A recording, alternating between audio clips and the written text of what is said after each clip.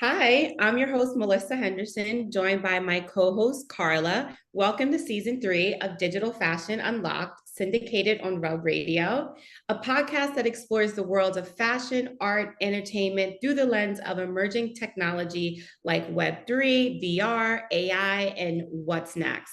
Today, our guest is journalist and reporter Sander Lutz. He's the leading voice in media space when it comes to documenting the world of Web3. As the producer and lead culture reporter for Scene, a new vertical by Decrypt Media, Sander has been at the forefront of reporting on the latest digital fashion, NFT, and brand collaborations from across the world. Welcome, Sander, to Digital Fashion Unlocked. Hello, thank you both so much for having me. Great to be here. Thanks for joining us, Sander. It's a pleasure to have you. So first of all, I must say congratulations. I think it's been a month now since you've launched Scene Mag. It's been great to see the growth so far and really interesting profiles and news that you feature on the platform. So yeah, I would love to hear more about your background. And I know you were at Decrypt previously, and then I want to know what inspired you to create Scene. Yeah, definitely.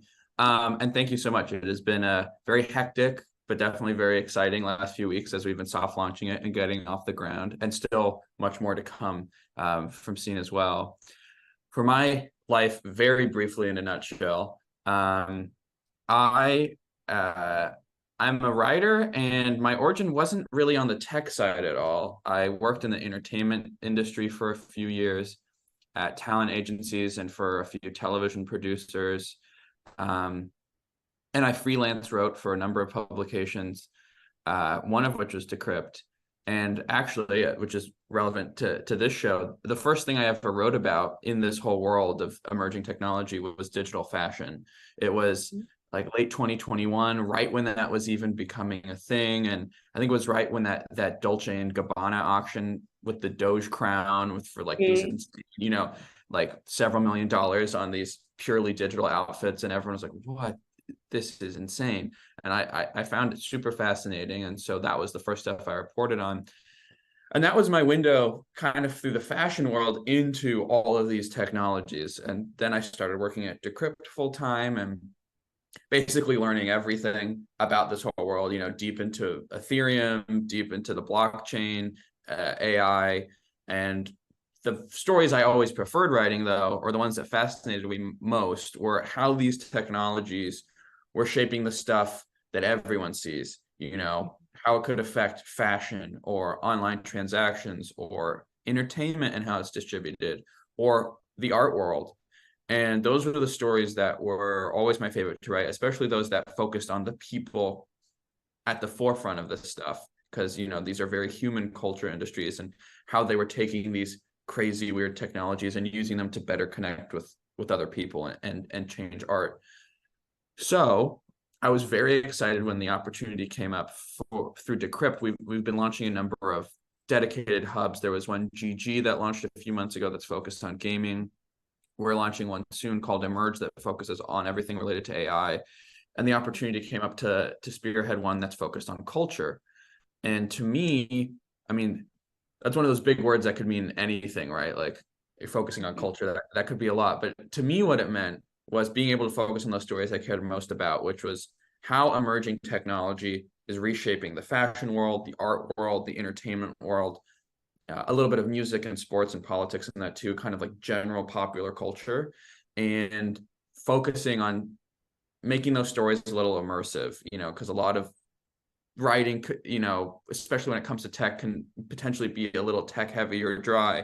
And I really wanted to focus on the people at the center of these projects and make this stuff as fun to read as it is, experience these things in real life.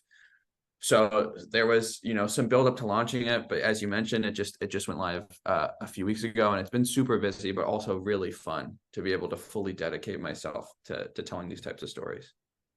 I love that. And I was just at the airport and I noticed that there's not that many publications, even on the newsstands that are talking about this emerging technology through a unique approach like Decrypt, culturally relevant, really on the mark, and really covering these profiles, like you said, because that's what's in our world. But like when you go outside, it's not on everyone's radar. So with that being said, can you tell us a little bit about the readers and what type of content that they're finding most interesting with Scene?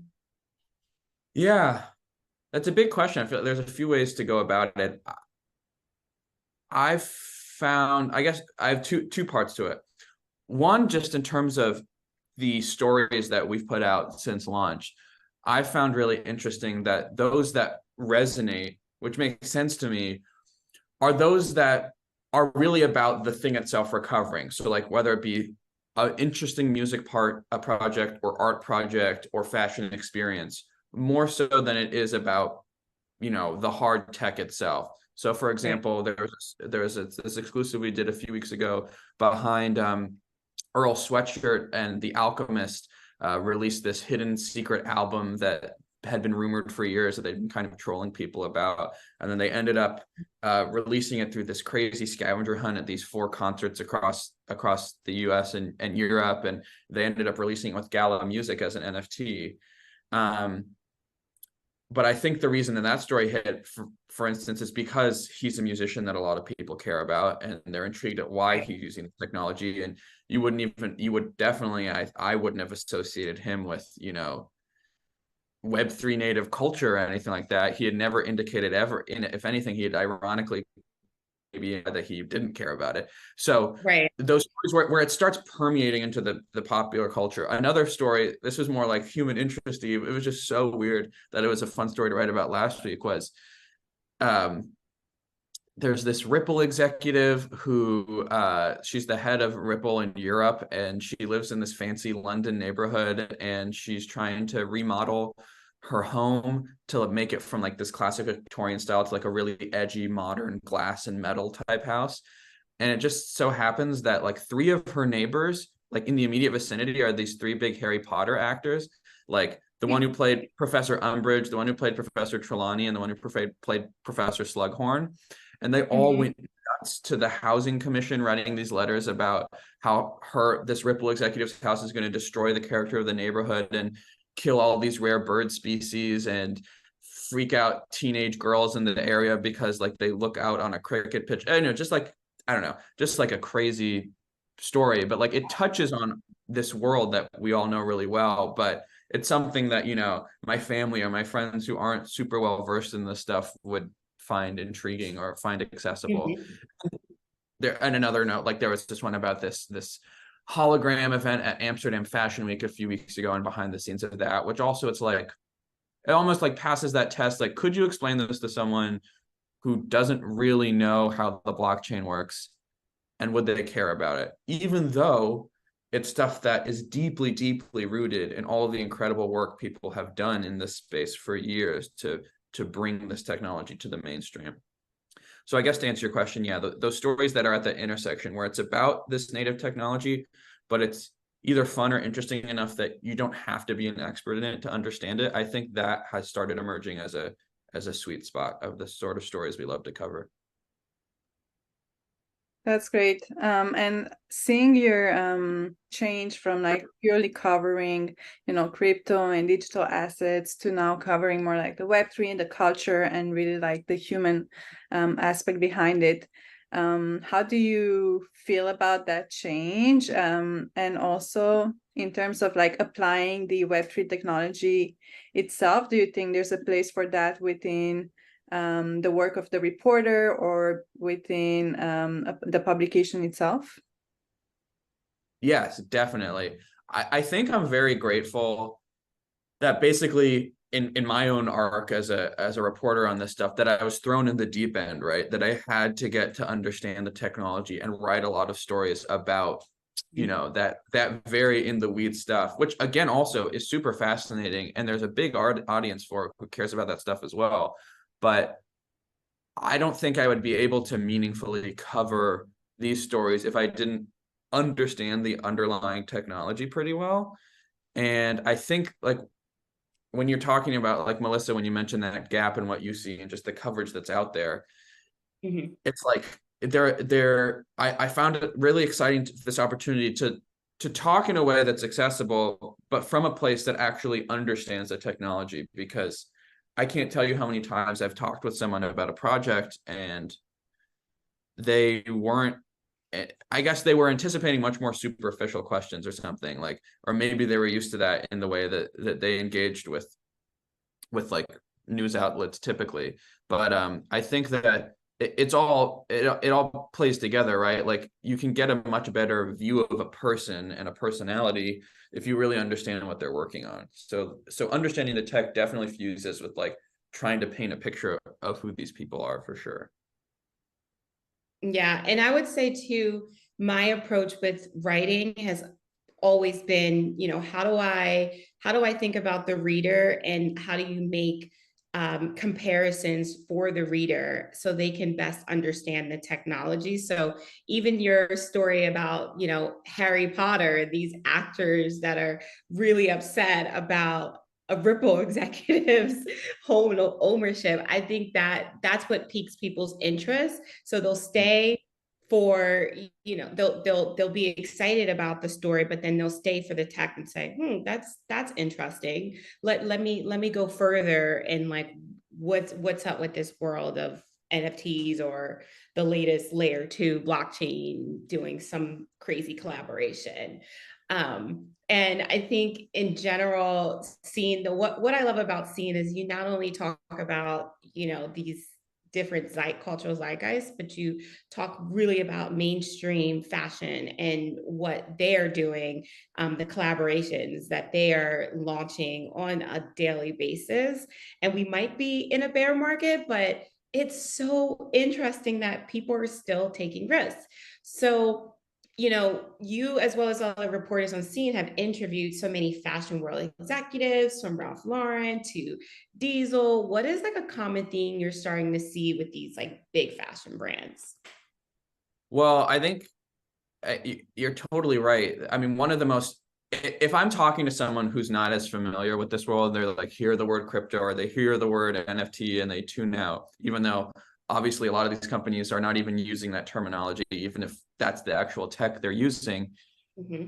You think that the narrative is from like what you'll see on a magazine in an airport, that this technology is dead, that it's the bear market, that this stuff, the bubble popped in 2022 and it's gone now or something. But if you look at what the leading luxury and fashion brands in the world have done in the last 2 years, it's not even like you have to create an argument that like, oh, they are still experimenting with this technology or they care about it. It's becoming fundamental to their business model. Like there's hardly now any major luxury brand, like super famous household name, that is not actively integrating this technology into several components of their business, or that doesn't have a dedicated team of people within their company that whole job is focusing on this. Like Louis Vuitton has a full-time team of people that just focus on Web3 technology. Right. In the last few months, projects have come out from Dior, Gucci, again, Louis Vuitton, Mercedes. I wish I had the whole list in front of me, but I mean, there's so many of them. Again, you'd be hard pressed to find a company that isn't. And there are a few theories as to why that is, right? As to why this technology seems to work so well with that luxury model and with like, super, super valuable, expensive brands like that. But it's definitely the most prominent mainstream use case for sure of this type of technology reaching the masses and reaching people who may not have been previously acquainted with it. And again, it's been pretty fascinating to cover it because it hasn't slowed down at all. It's completely independent of the bear market in a way, and it's only ramping up. And when I've talked to some of these executives at Lacoste or Balmain, for example, what they say again and again is just that they have their eyes on the long term, and they appreciate and understand that this is going to be pretty fundamental to to being leaders in their industry in the, next 5-10 years. And they really don't want to be late to it, because another trend that a number of people have said is within the industry is they kind of missed the boat on the internet, like in the late 90s, early 2000s with online shopping. And they are very still sore about that and don't want so it's like the memory is that long, and they don't want to miss it with this. So they are certainly, if anything, ahead of the curve. But yeah, that's definitely one of the first things I cite when people who aren't acquainted with this stuff ask me about why this stuff matters, because there are these multi-billion-dollar companies that are some of the most iconic brands in the world, and they're not even experimenting. They're diving in head first to making sure that they're leaders with this stuff.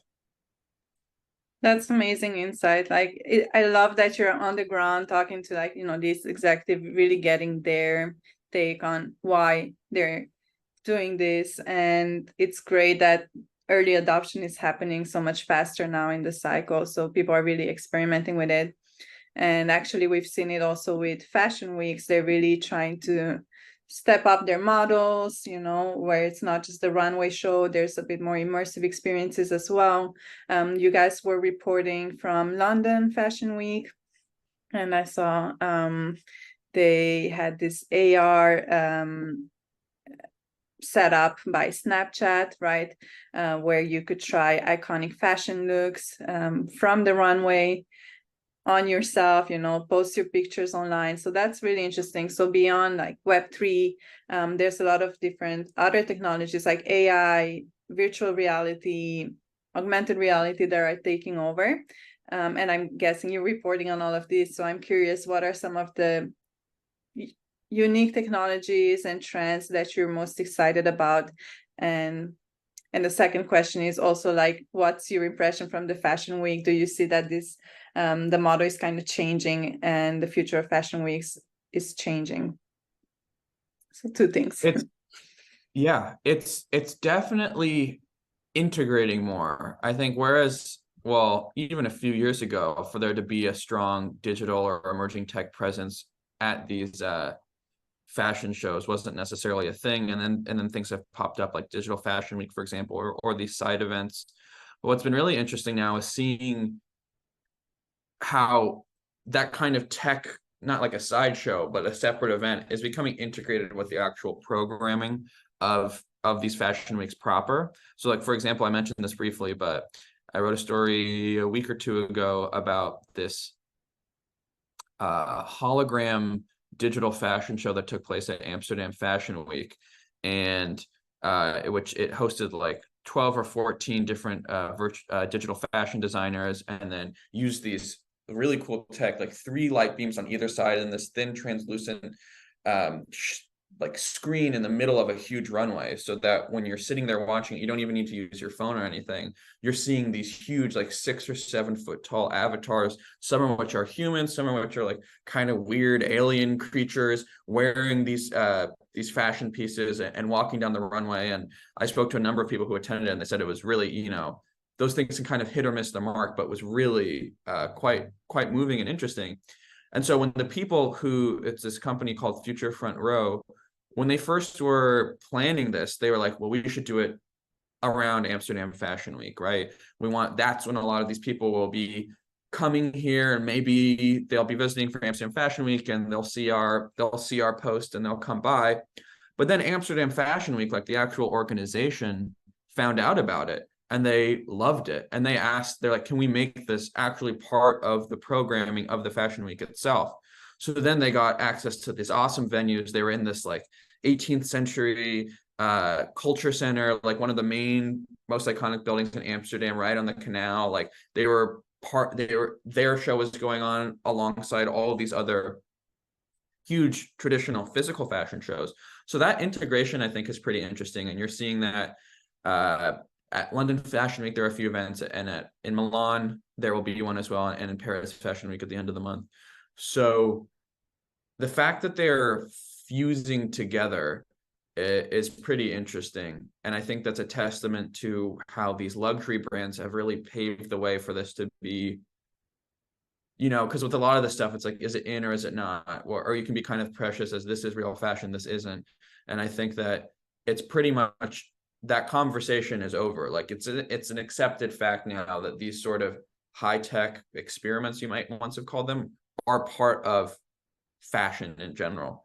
So that's definitely pretty exciting, because there's not even any resistance to it becoming a part of what the fashion world considers to be proper fashion. Yeah. Oh my gosh, that resonates so well with Violetverse, because we're seeing like Fashion Week is decentralized. It's no longer inclusive, like in someone's sala. Like you're really seeing an emergence of like all these different communities coming together and sharing their latest take on Fashion Week, whether it's, you know, Amsterdam Fashion Week, or you know, it's online and you're sitting in your living room reviewing all the shows for your TikTok audience.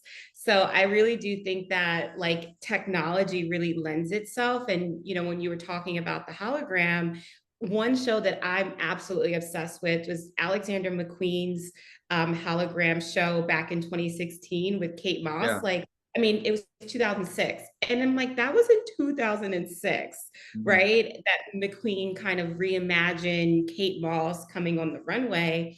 And now you're seeing that even more and more, because brands, either they have the budget, and or you're seeing a lot more collaboration because the internet makes things super small in general. Totally. Yeah. Totally. I was just going to say, I just, in terms of London Fashion Week, I just did this interview with a woman named Alice Delahunt, who just launched a digital fashion platform called Psyche.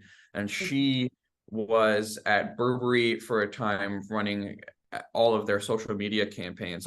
And after that at Ralph Lauren as their chief digital officer. And she was basically making the same argument. She specifically cited the Alexander McQueen hologram show, and basically saying that this isn't an aberration or anything. This is just a natural continuation of the work she was doing, and the fashion industry's taste or interest in experimenting with these new technologies. Like, yeah, hologram. I mean, it sounds so cutting edge now, but like you're saying, literally almost 20 years ago, they were doing it at the highest level. And she worked on, you know, integrating the first metaverse wearables with between Burberry and I think Bitmoji or something, and even putting like some of these great fashion photographers on Snapchat, or all these things that she mentioned at the time like seemed like such taboos to those who weren't involved with it. But now it's like, of course you're going to, if you're any big brand, you're going to have a social media campaign. But you know, in the late 2000s, like that wasn't necessarily a given. And with Ralph Lauren has been really big on pushing them into Web3 when she was there, and the metaverse and all that. And it's, I do agree that, yeah, the fashion industry has long had this taste for always seeing what's next and what's exciting. And this is in some way just a continuation of that. Yeah. Oh my gosh. I love it. And I guess like tapping into, you know, these huge, large scale kind of campaigns, you know, going back to Web3, there is some challenges. There is some like collaborations that have not missed the mark, or have like these janky UXs. Can you share a little bit about that? What is your advice to a lot of maybe like smaller brands or even larger brands that are listening, to not make their activations janky or miss the mark? That's, yeah, I honestly, well, I don't want to speak ill of anyone, but it's like, I think you can tell. I don't think it's necessarily a surprise when those things fail, or if they flop spectacularly. I think you can kind of get a feel for it. And this is across, like, I've experienced this in covering fashion or art projects or entertainment related projects as well. It's kind of like, you know, all this stuff is Web3 or any other technology. At the end of the day, they're tools, right? They're helping you accomplish something that maybe you couldn't otherwise accomplish, as any other technology can. And I think it's the litmus test I always have, and this also is like, in what projects do I want to cover, or do I think this might be interesting, is like, is there something that the project is affirmatively doing that isn't just dependent on using the technology? Like, is there a vision that it has, or something that it's trying to accomplish, whether it's in fashion or artistically, or in terms of its use case or utility, that the technology, if it's Web3 or anything else, is helping them achieve, but that isn't the whole thing in of itself. Because if the project is just based on the tech itself, then I think that can pretty easily ring hollow and inauthentic. It's like, I don't know, it's like, if you're a painter, you have to have something you're painting about. Like, you can tell if someone's an artist versus someone who's like, look, it's a new paint and it's glow in the dark and I'm using it. It's like, you can tell pretty quickly whether someone is an art, and that's kind of, it's kind of an impossible thing to articulate, right? It's like kind of what makes art, or what makes people. It's like, you just know when you see something, if it's coming from a real place, if it has perspective, if it's accomplishing something. And I think pretty generally to a T, you can tell with a project if it comes from that sort of authentic place, or whether it's just trying to capitalize on kind of marketing the technology. And so far for me, that's been the main litmus test I've had. So it's hard to like explain that step by step, but I think if that's the place you're coming from, with whatever project it is you're creating, or even as a brand or as a small business, if what you're creating is something that you know is authentic, and that you'd even be trying to create with some other technology or some other tool, if you didn't have access to the blockchain, I think that you're on the right path. It's not a small thing, but that's definitely like the main test I have for myself when I'm evaluating something. That's awesome. Talking about like the bear market versus bull market cycles, the projects and the leaders that I find really compelling, and who are creating something that, again, has that specific perspective, whether it's artistic or business wise or whatever, those companies are mostly doing fine, if not very well now. Like, even amid the bear market, they are, a lot of other companies have fallen by the wayside and washed out, and they're kind of remaining. And now they're industry leaders and they're stronger than ever. And I think having that faith, that affirmative faith, and being honest enough with yourself to think, is this something I care enough about that if the world didn't care about it right now, I know I would want to continue to build it, and that you have faith, irrespective of everyone else, that something could be there that is really compelling and you're not seeing somewhere else. Like, tap into that faith and let it carry you in what you do, because those people, I think, end up being the leaders in their specific sectors.